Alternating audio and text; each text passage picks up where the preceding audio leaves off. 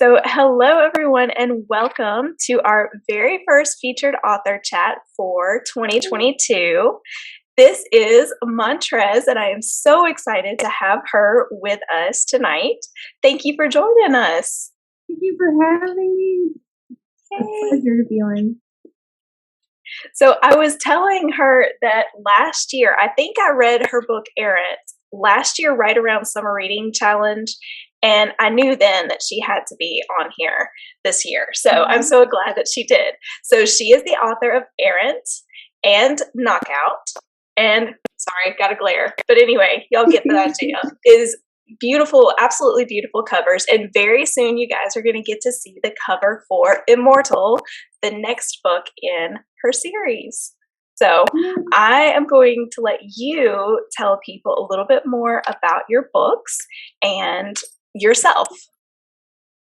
Hi, everyone. Thank you again for tuning in, and thank you, Joy, for having me. I have been an author for a little over 2 years. This will be my third year. I'm going strong. I'm a pandemic author. When the pandemic rolled around, and you finally decide, hey, I know the world's burning, but I'm going to go ahead and live my dream.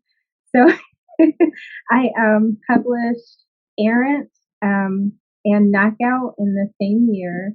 And if you love character-driven stories, throw in a dash of superpowers and just stories about everyday people doing extraordinary things, you get Errant.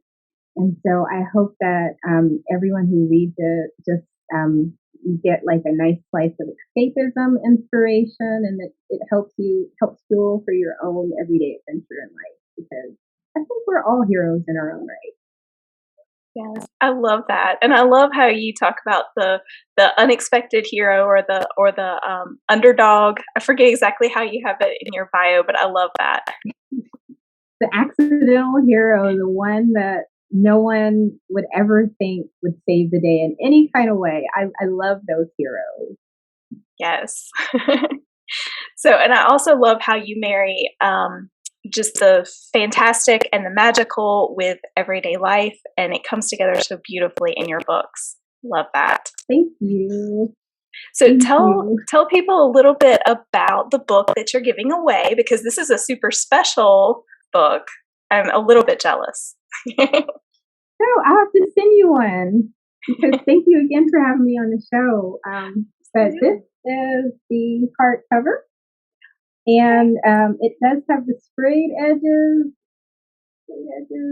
and you will also get a bonus chapter in the back of the book that's very necessary and crucial for the upcoming sequel, Immortal. So if you don't get the hardcover edition, if you're still interested in knowing what's going on, my newsletter will get the bonus chapter sent to them. So you don't have to miss it if you want to see what's going on. But yeah, so this is the this hardcover edition for that. That's awesome. And it's beautiful. I'll throw in a copy of a hardcover of Knockout too, so you can just get the full story. Oh, I love that. And I love Knockout. Like, I love that character. I love the additional story behind him. That makes me happy. I love secondary characters, I think, are so important. And so that kind of just makes my heart sing.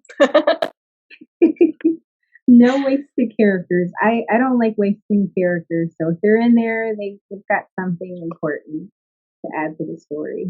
Absolutely. I love that. So here's another question for you. What is the most interesting thing a reader has ever said to you? Oh man. So when you had this question, there were two things that I think are equally interesting and big to me. One reader told me, I had a teacher contact me, and she told me that my book changed one of her students' lives. And that was big for me, because this is fiction, and a lot of times you think you're just writing a story, and to know that it made a positive impact on, a reader, especially a younger reader, it really made me want to just do and be my best as a writer, because I mean that's huge to me to know that my little piece of fiction could make such a big difference. And then the other thing that was just, it totally came, I wasn't expecting that. I had a reader say that my book read like an autobiography. And so at first I got nervous. I'm like, is that a good thing? You know, it sounds kind of bad. But when they explained it, they said that the character felt so real that it felt like an actual real life story. And I think that's one of the best compliments I've had because I want to create characters that feel real, that you can kind of step in their shoes and go through their experience with them. So I think those are the two most interesting things that I've gotten. But just I'm grateful for all the feedback and all the love. So Those are fantastic. I absolutely, my heart just soars for you with those words because those are great. So, and that's the good thing too about, I think for authors today, I think that we're so much more connected with readers than maybe in past mhm, years because the internet is just there. And so it definitely, really is nice because we can get feedback that maybe authors didn't get in the past. And that's super helpful. definitely. Yeah. Okay, so I'm going to ask you now a little bit about your past in regards to summer reading. So, do you have any special memories of summer reading as a kid? Oh my gosh! So there's a couple memes floating around. I don't know. I don't know. Maybe I'm dating myself, but when they used to give us Pizza Hut used to give like the free pizzas for summer Yes, reading. Yes. yes. So I'm a voracious reader. I always have been. I used to leave the library with huge stacks, like on a daily basis, and they knew my name. And my grandma was like, "They just need to give you a slice of the library to call home." But yeah, books have always been a huge part of just my everyday life. So, but yeah, that was a fun memory. Free pizza for book reading. Absolutely, that's the best. And they do still do that program at least during the school year. It's called Ooh, the Book It program. And that's kids, and I fun. can't remember the grades. I want to say it goes through sixth grade. I think it's like all elementary. They do That's still do that, awesome. which is super cool. They need that for adults. I want a free pizza. I agree. I love pizza. Oh. So, what are you currently reading? Oh man, so I'm a mood reader. So I'm all over the place, guys. I read ebooks. If you have a Kindle Unlimited, I have that. I also do the audio books and hardcovers and print books are a little bit less nowadays since I have three little ones and I don't want to get mad at them for ripping my stuff up. But this is one that I want to finish. It's How to Train Your Goblin King. A beautiful cover, That and is beautiful. it reads like a Jane Austen meets the Labyrinth.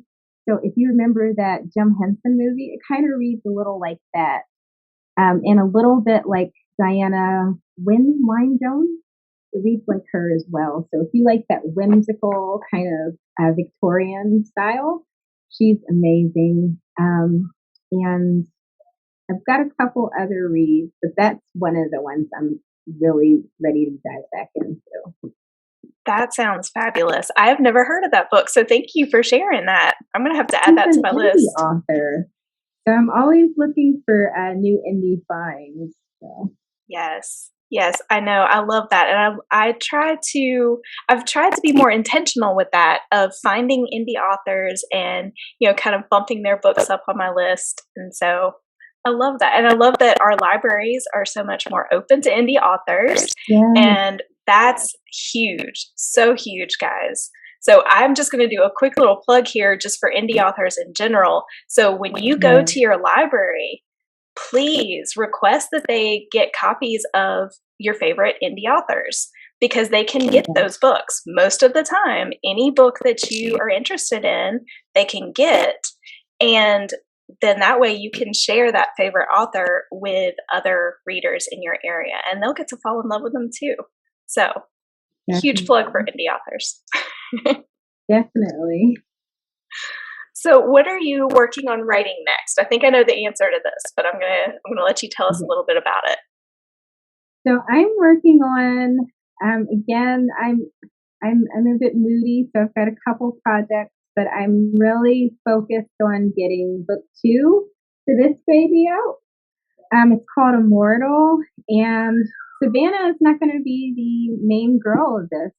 There's actually a character in the book, Angie, which is her cousin, and you're going to get to go behind enemy lines and learn more about the antagonist of Errant, and you're going to find that things aren't what they seem. So book two is going to really, it's still, going to have a lot of the themes and messages from the first book, a lot of the same feel, but it kicks it up a notch. And a lot of the characters surprised me at some of the things that they did. So I'm really excited about that. And then also, that'll be this year. So that is coming soon this year.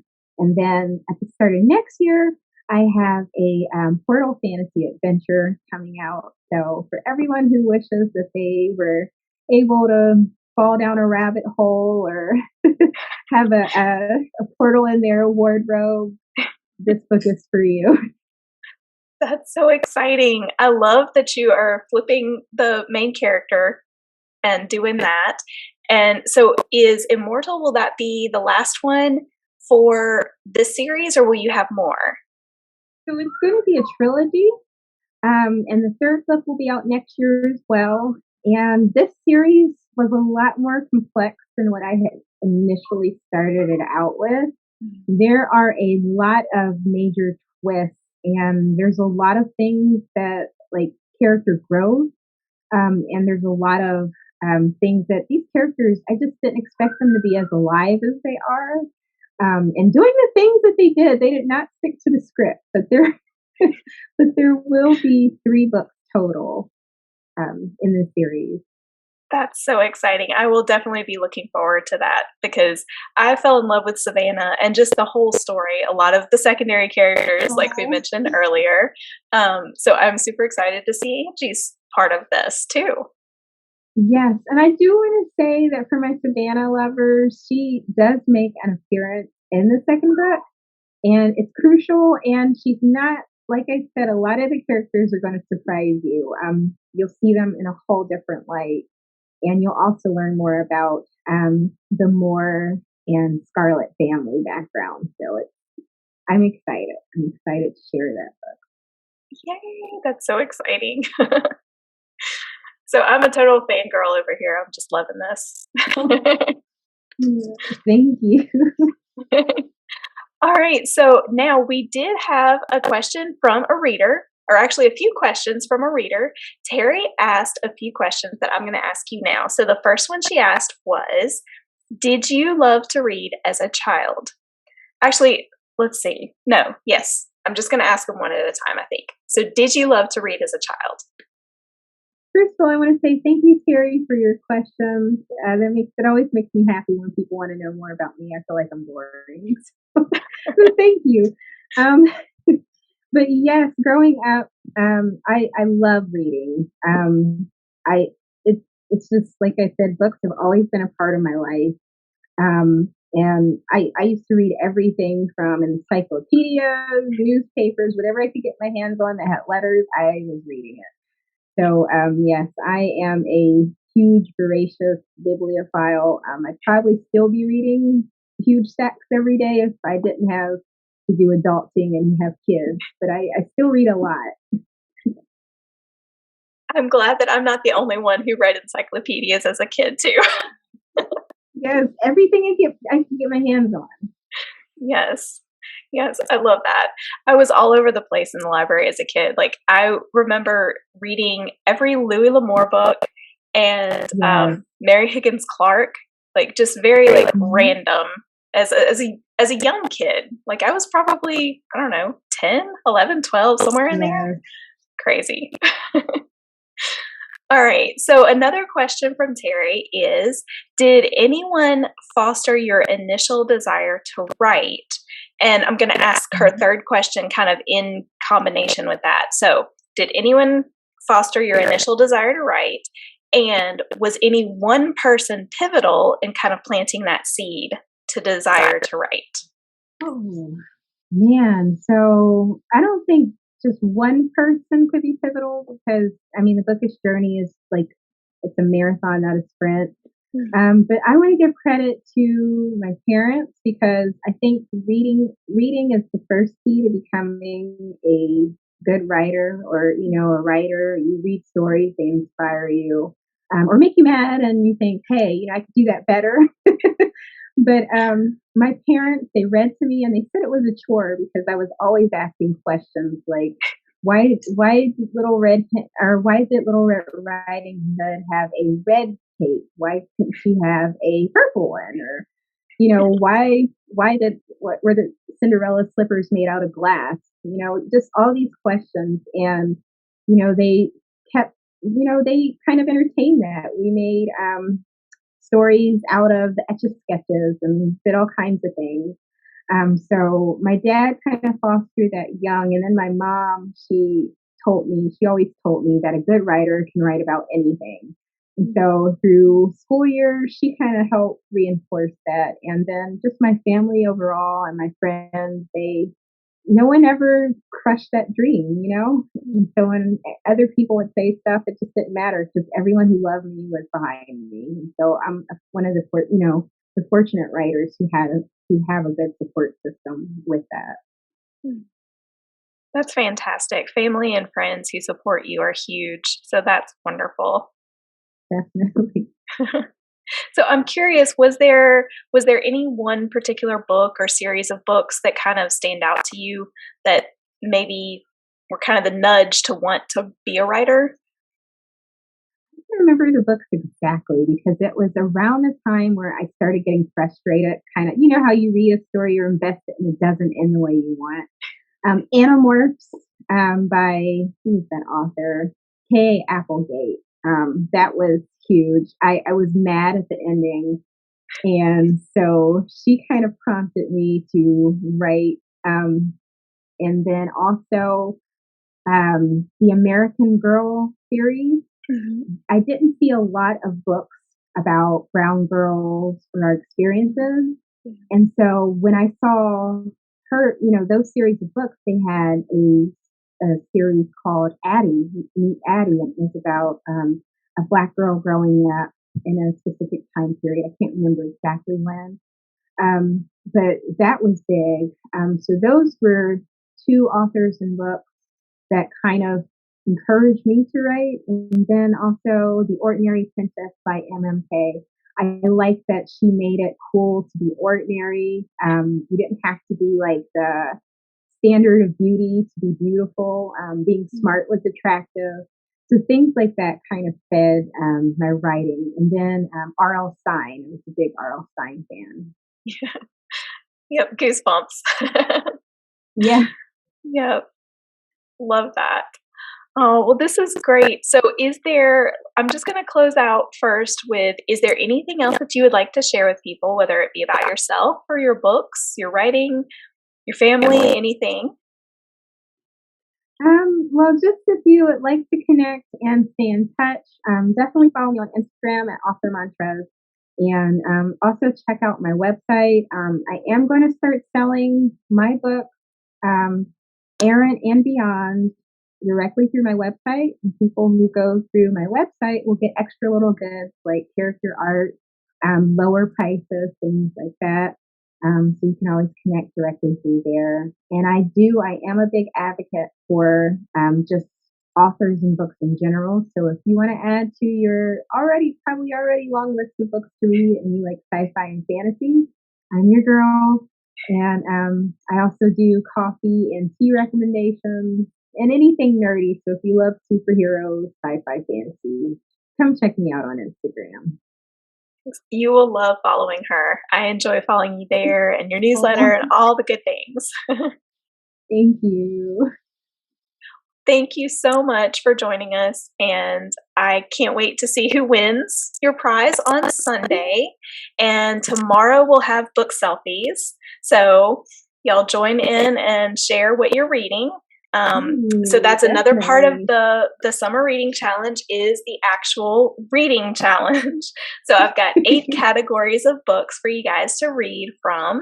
And on Saturdays, that is your day to put in the comments on either Facebook or Instagram to let us know what you're reading, if you've completed any of the categories, and which category the book you're currently reading falls into. So I just finished Lila, which I think I might be saying that wrong. I'm looking forward to next week because I'm going to learn how to pronounce that correctly. And that was my one for book by a featured author. That was the only one that I haven't read the entire thing for. And right now I am reading, it's somewhere around here, The Light Between the Oceans, which is really good. That's my one for ocean theme. And it is so good so far. So that's our little plug for letting us know what you guys are reading. And that way you'll be in the running for the grand prize at the end of the summer. All right. Well, you guys have a great day and we'll see you later. Thank you so much for having me. Thank you. Bye, everyone. Bye.